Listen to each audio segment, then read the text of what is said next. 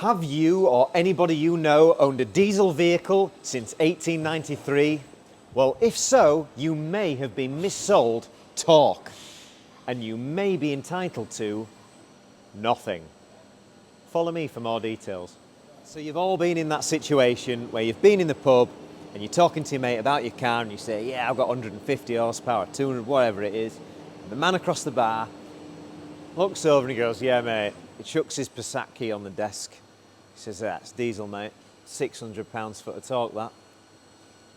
And you say, all right, that's good. And he goes, yeah, be quite a bit faster than yours, to be fair. And at that point, you have to go, you're right, yeah, mate, yeah, you're right. And you just carry on. You drink your drink and you let him drink his. Because he couldn't be more wrong. If you had two cars with the same horsepower and one has higher torque and the other one has lower torque, they're both the same speed. The higher torque vehicle is not faster, it's not more powerful. Torque is not a measure of power. Torque is simply a part of an equation that equals power. And we're going to go into that now. Right, so what actually is horsepower and how do we work it out? Well, horsepower, it came about in the 1700s. A man called James Watt. He was making steam engines, he was making advancements on steam engines, and he wanted a way to help sell the steam engines and to advertise to the people the power of these steam engines. And I think that he quoted something like his steam engine was the same as 10 horses. And he worked this out by basically using a horse to tow a flywheel. That's the easy way of putting it. But he worked out that a horse could pull 1 pound of weight 33,000 feet. And that's not quite easy to get your head around, but let's write an equation that does make it much easier to get your head around. Okay, so horsepower equals torque times by RPM over a number that I don't want you to forget today, and it's 5252. 5252. Say it over and over again and don't forget it. So what we'll do is, we'll do a couple of examples, shall we? And we can imagine that these are 3 cars, 3 different blokes in the pub. And we're going to give all those cars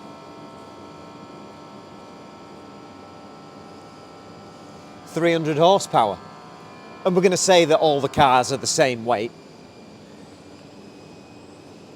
Now the first car is going to have 300 pounds-foot of torque.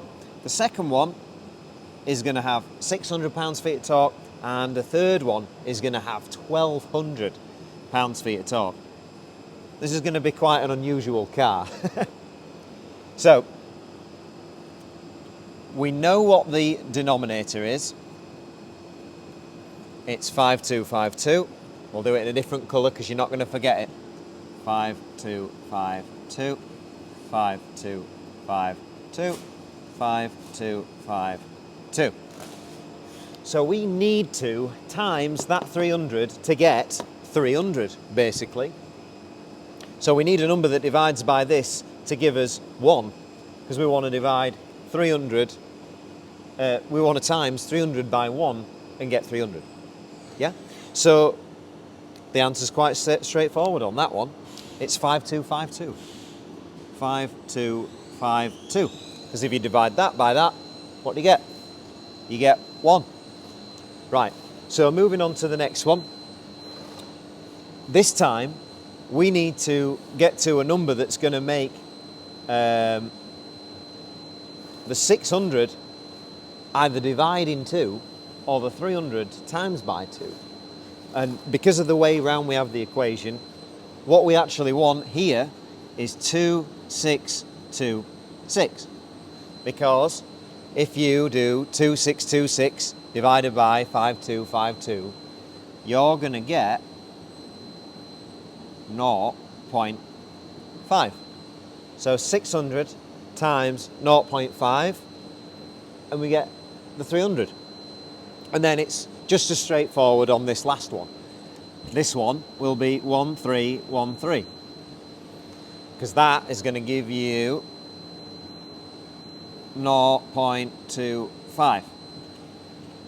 Right, so what does this realistically mean? And why have I started thinking about this?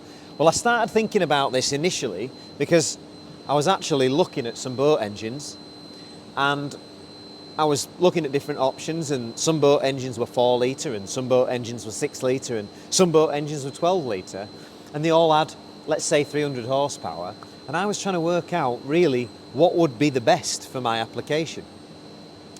And I thought, well, you know, I initially had that thought and thought, well, maybe the ones with a higher torque would be the best because I'm getting more for my money because I'm getting 300 horsepower and I'm getting all that torque.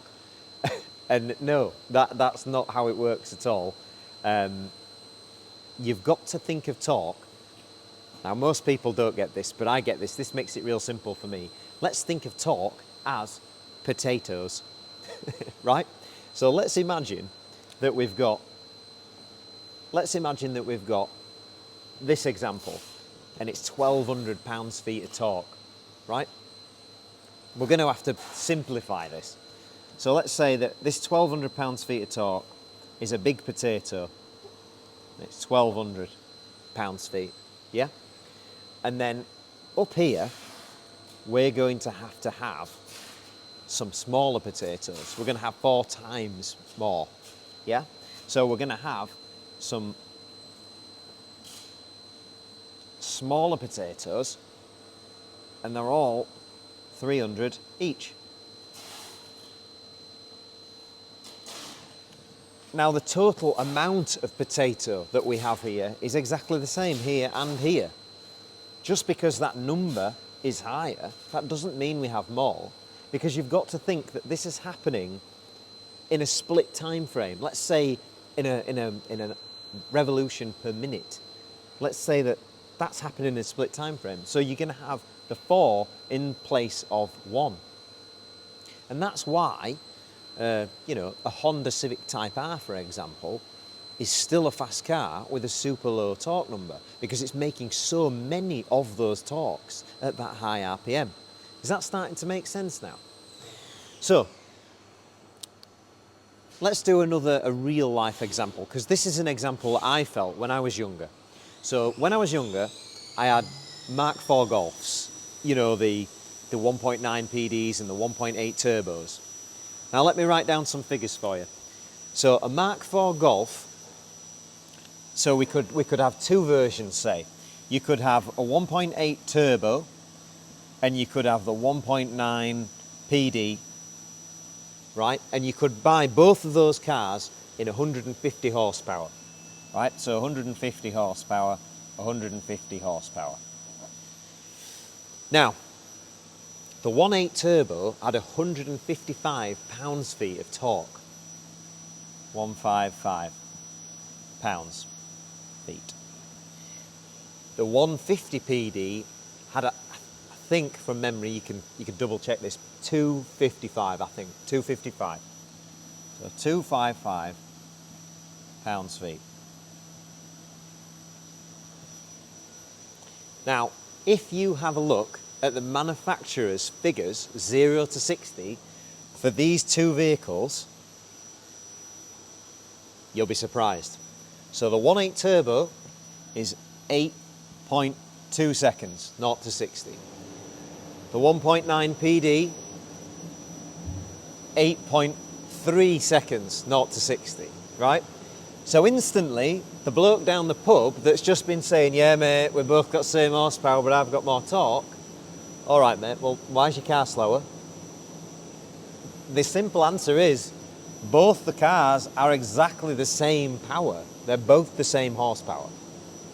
So the question is, why is his car slower? Well, that can be a number of factors. We're not going to go too deep into them today, but things like this 1.8 turbo probably had a much larger rev range so that it could maybe perhaps just use 2 gears to get to 0 to 60. Whereas the PD, the 150 that had 255 pounds-feet, just by the fact it's telling us that it's that high torque number, we know that it's going to be much lower revs it made the power. So the chances are its power band might actually be much smaller. So maybe this guy's had to go through 3 gears to get to 60, and that takes more time. So straight away, actually the petrol car with less torque is the winner. And this was the thing that spurred me on to thinking about this, because this did happen. Back in the day when I used to have these cars, I had a 1.8 turbo, a remapped one, and I think it made 200 and something horsepower. I don't know exactly. It was done by Jabba Sport, and that used to beat most things. You know, Subarus, Type Rs, all that kind of stuff. Right back then, we're talking 2004, and it used to give most things a whipping. It was impressive.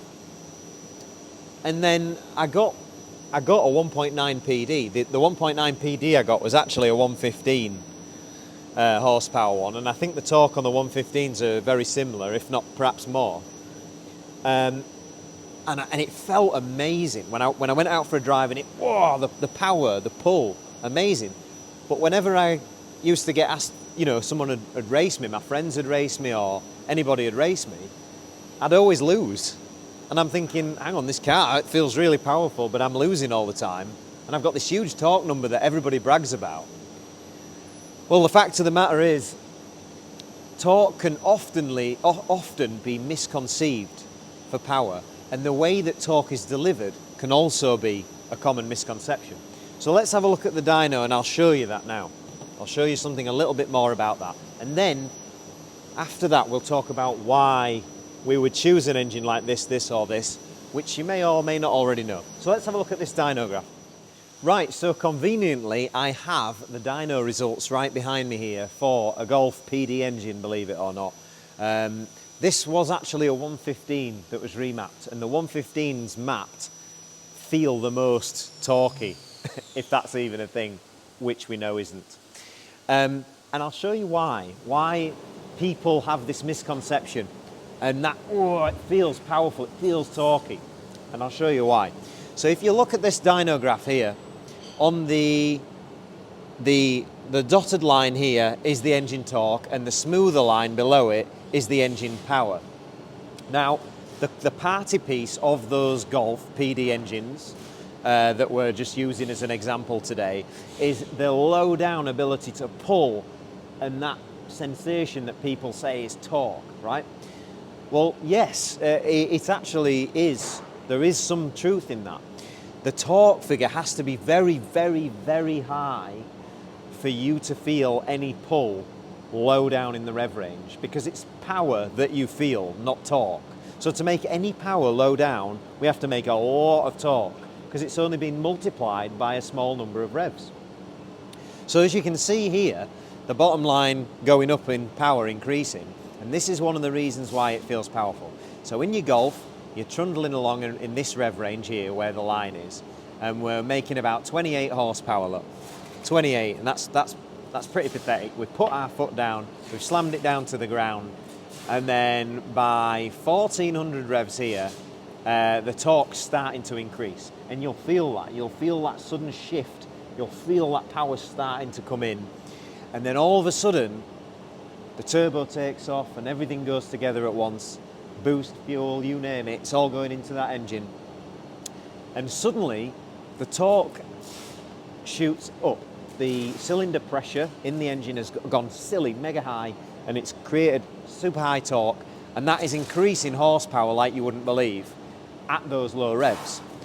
And that steep climb in going from, let's say, 1400 revs at 32 horsepower to, what are we, 2100 revs and 110 horsepower. So in that very, very short window, in just 700 RPM, we have literally just increased, what was it, 30 to 110.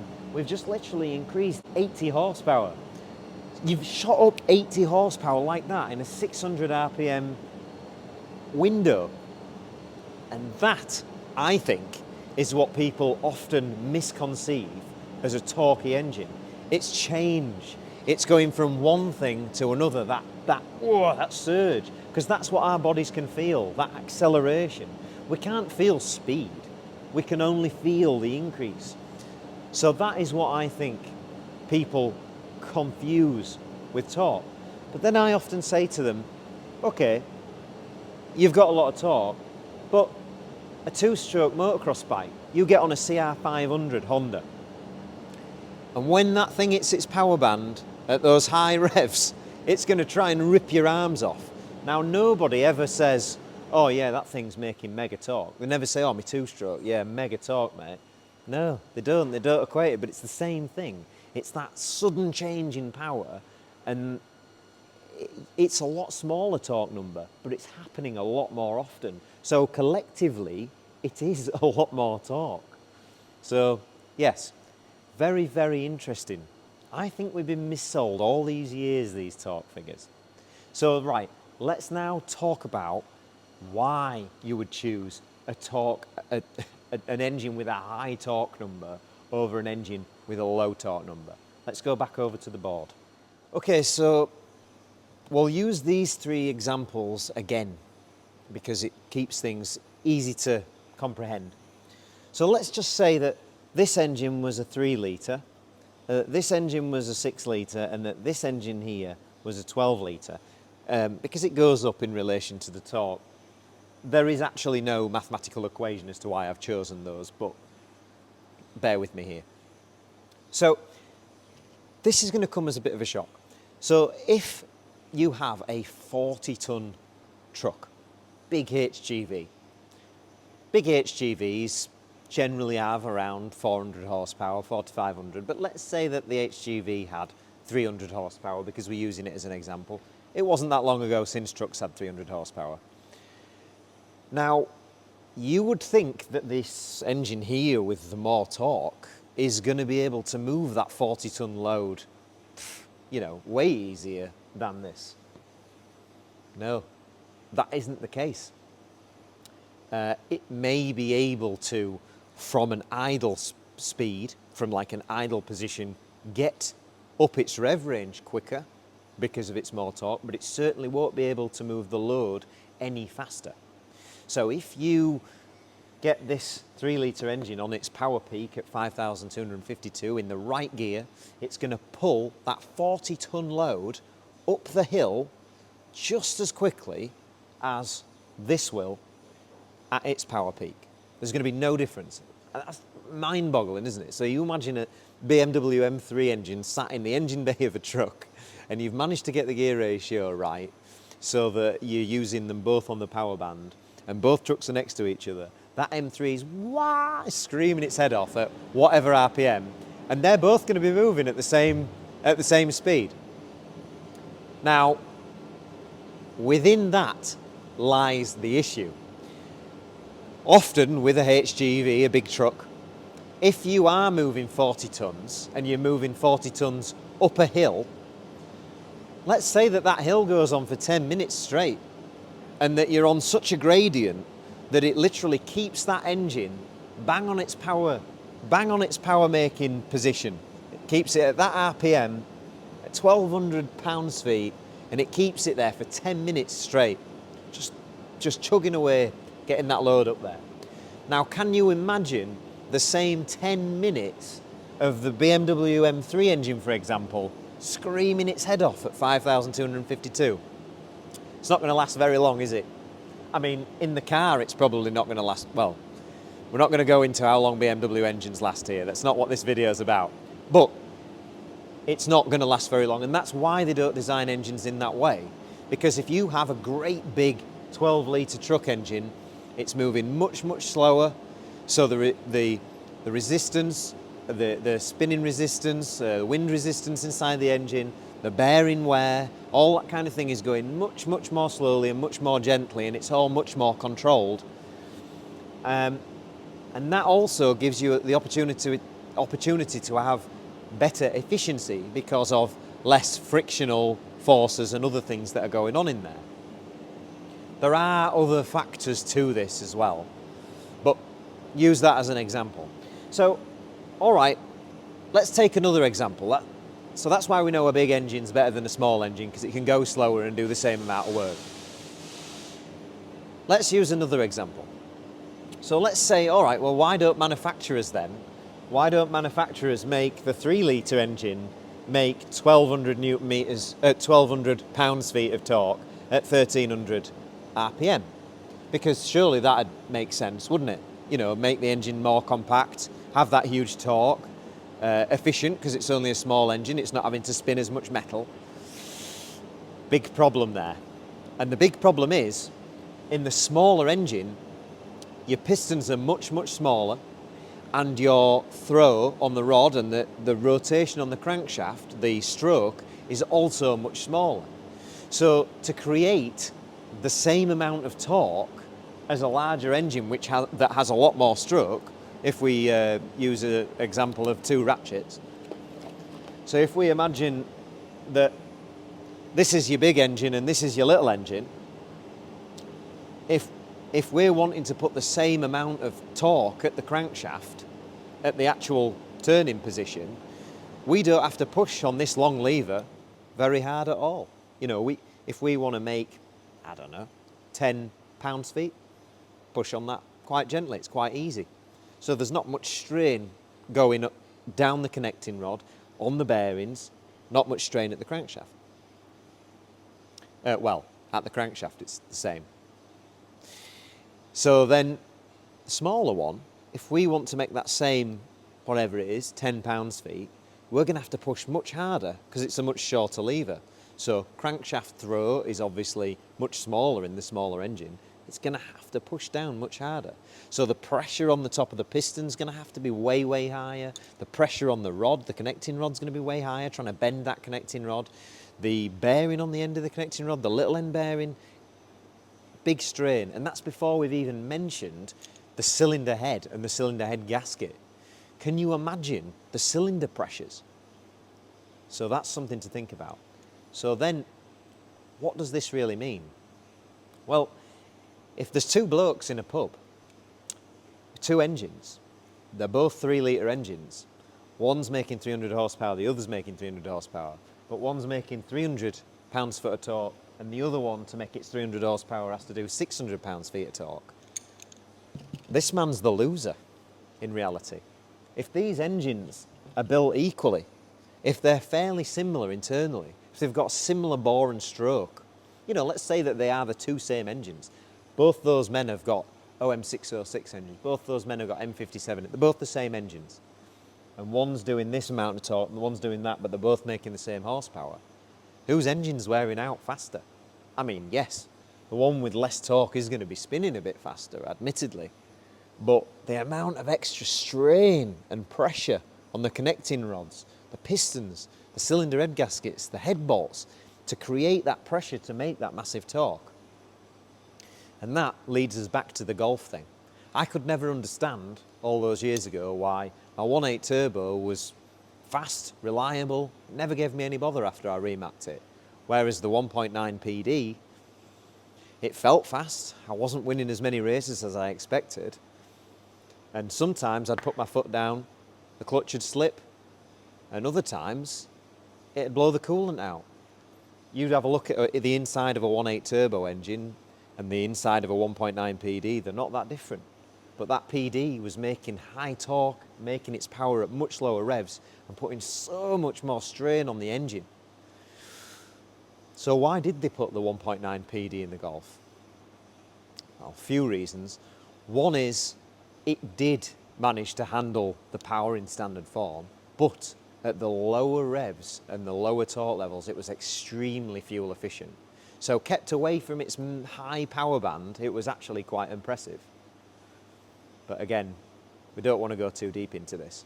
So I hope that's given you some sort of understanding on how I think we've all been missold torque a little bit. And that really, 300 horsepower is 300 horsepower. How you get it to the ground is a different thing. But if you can, if you've got the right gear ratios or the correct torque converter, if you can get that to the axle in an efficient way in both setups, there's actually no difference as long as those vehicles are the same weight. Bye for now. Hope you enjoyed it.